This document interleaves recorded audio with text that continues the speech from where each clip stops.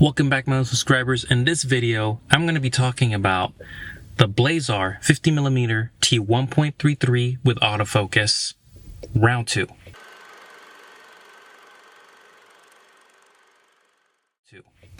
Now, if you saw my previous video, you know that I'm a big fan of anamorphic lenses lately. This is a completely new world to me, so I've been learning a lot and using tons of different lenses, not just from Blazar, but also from Sirui.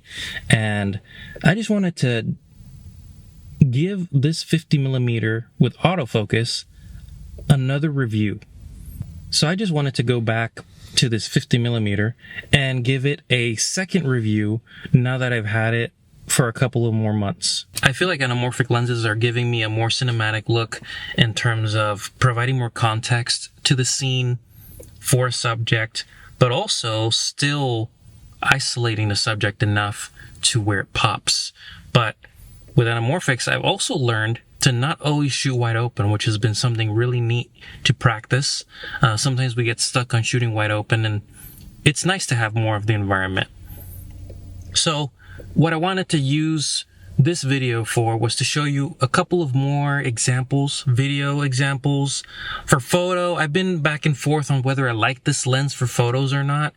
I would say, just to cover it really quickly, if you're getting this lens to also use it for photo, I would recommend just sticking to the APS-C mode to not worry about, those dark corner edges when you're doing post-processing. For video, that's something that can be a little bit more flexible, because in APS-C mode, this is giving you a 75mm equivalent, but with the width of a 50, 53.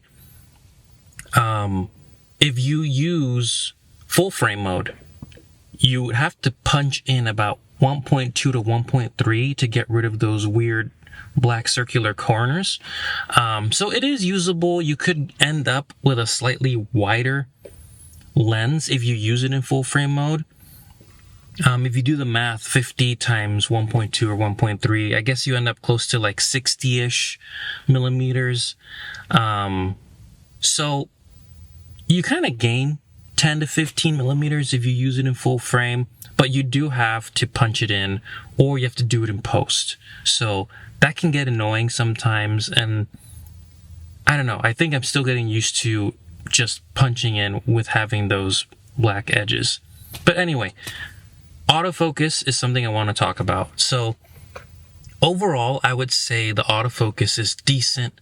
It is definitely not a sport lens, so you can't expect this lens to be tracking like a pet or someone running at the same precision that a standard lens like the one I'm using right now would be tracking a person or an animal or whatever you're shooting. I think for cars or like other things, if you're moving at similar speeds, tracking something, it could be a different story, but this is not a sport lens. So that's the first thing you have to know. You do have to plan your shots. You have to be more intentional when you're using cinema lenses or anamorphic lenses. Even though it has autofocus, it helps to plan your shots. And I think this just goes with everything when you're shooting video. It helps to plan your shot so that you know where point A is, where are you ending it, what is the movement in the scene, so that you can understand how the autofocus works. You do have to use this lens trial and error to understand the sweet spot of the lens, the transitions from, one point A to point B in focus distances. Using it in APS-C mode has actually been nice, or even when I'm using it in full frame, but I have preferred using it in APS-C mode because then I could use the 4K 60. I'm using the A7C II right now, and I'm just using the full sensor the way that the lens was intended to be used with this type of sensor. So I think you just get the most quality right out of the box if you are sticking to an APS-C Super 35-ish size sensor. Now, colors. This is something that is kind of tricky, and it's really gonna be, I think this applies to just any lens in general. to get the most out of something like this, you do need to shoot log. You need to know what you're doing with your colors, or you need to control your lighting environments. My use cases are a little bit different. I'm not using anything in controlled environments. I'm shooting with natural light. I'm shooting more of like on the go for personal, just recording personal experience, recording my pets, recording at home. It helps to make the lens pop more when you are controlling lighting. So keep that in mind with this lens and any lens in general, especially in video. If you want your video to look nice, you need to have good lighting. This is very different from like shooting raw photos where you can bump up shadows, and I mean there's some leeway you have with S-Log3, but for the most part, the closer you can get to where the shot needs to be, the better your shot's gonna turn out in the end. Okay, so my overall thoughts: is this lens better or worse than using just a normal lens with autofocus from Sony or from Sigma? And I feel like these are just two different tools. We have amazing, excellent autofocus with Sony lenses and the third-party lenses. It's really hard to give up that precision that they have worked towards with the algorithms compared to where the Blazar is right now. I will say, if you're coming straight from using your Sony for video and using the Sony lenses, and you haven't really given thought to the anamorphic look, it is quite a jump in autofocus capability and precision compared to the Blazar. And it might just be because Blazar is the first autofocus anamorphic.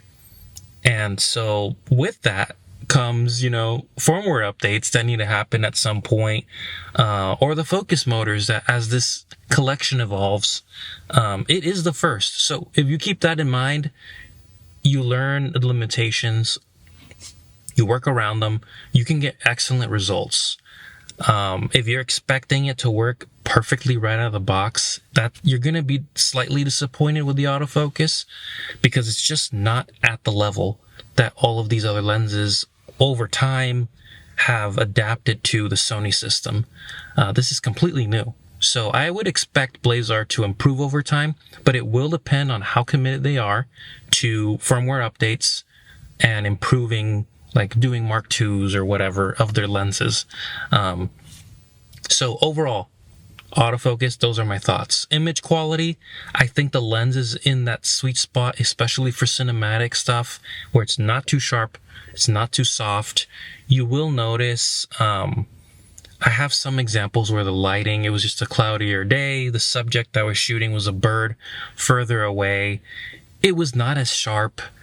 But again, it's a storytelling lens, so the sharpness is not always the primary focus when you're shooting video, so just keep that in mind. One thing I will say, the options for autofocus anamorphic are not a lot. So we've got Sirui with the 20, with the 40, and then we got Blazar with the 35 and the 50. They're all APS-C, so you have to multiply by 1.5 and then divide by 1.33 to get that wide, similar equivalent focal. So this 50 is giving me, if you use it how it's intended, a 75mm perspective, but with a 50-ish, 53mm width, which is nice because you're kind of getting the middle of both, the best of both worlds of getting a punched in look, but still getting the environment. It reminds me of when I shot on the GFX cameras, the medium format, where your focal length is higher, but the equivalency when you're comparing it to a full frame is actually wider. So it's a nice way to think about it. Now, the 35 I have not used, but the 35 is in a more normal range to 50, I think it's like a 52, 53mm, and then you end up with something like a 40-ish width. I would say that's more of like an everyday focal length, and I think a lot of people might go that pathway instead of the 50. if you're running and gunning, I think the 35 makes more sense because the 50 is just more punched in. So that means you're either going to have to be further back, or what you're shooting is very specific. So you're going to have to really focus on that singular subject, versus the 35 giving you a 50 equivalent. You're getting more in the scene. It's a little bit wider. You're capturing a little bit more. I mean, it's wider, so you're capturing more of the context in the environment. It's a very different perspective when you're planning shots that are wider.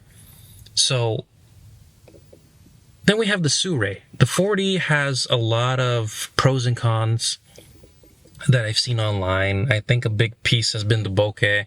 The Blazar's bokeh is just superior, I think, in my opinion, when you're comparing those to the 40. The 20 is just a wide lens. I think that ends up being like a 40-ish width, or a 40-ish perspective look with a 25 or something. Don't quote my math on the width. So they're very different lenses. You approach shots very differently with all of these.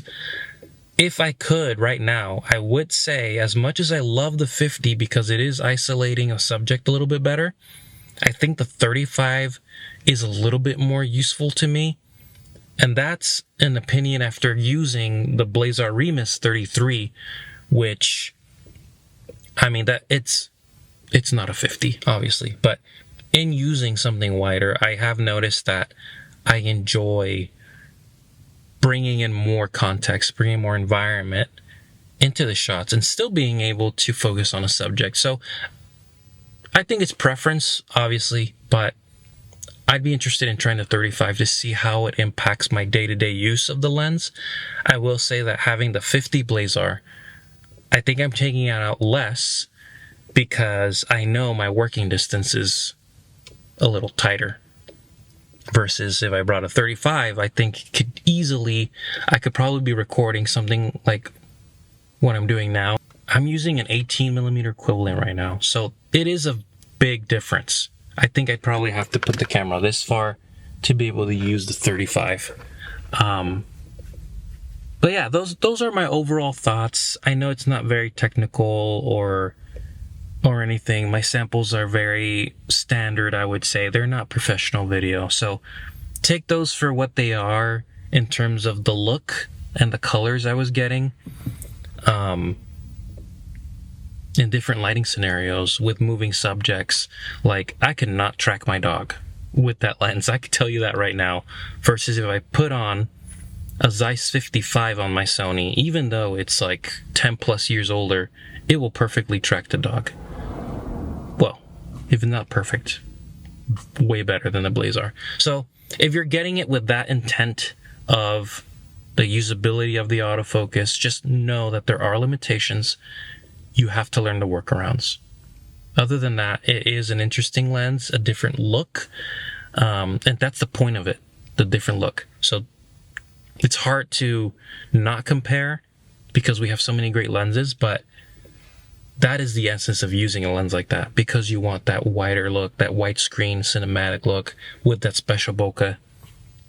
Regardless of autofocus working perfectly or not, this is not a lens you're going to put in monofocus, because fly-by-wire is just not good control. If you are trying to monofocus or use some focus aid like the DJI Pro Focus, just get the Remus. They are bigger. Actually, they're very close in size, I would say. But yeah, those are my thoughts after having this lens for a couple of months. At some point, I think I'll reconsider if I want to keep it or get the 35, but then it's kind of stepping into my 33 Remus zone. I'll have to think about it, but I'll get back if that does happen so that I can share my experience or just using it longer. Thanks for watching.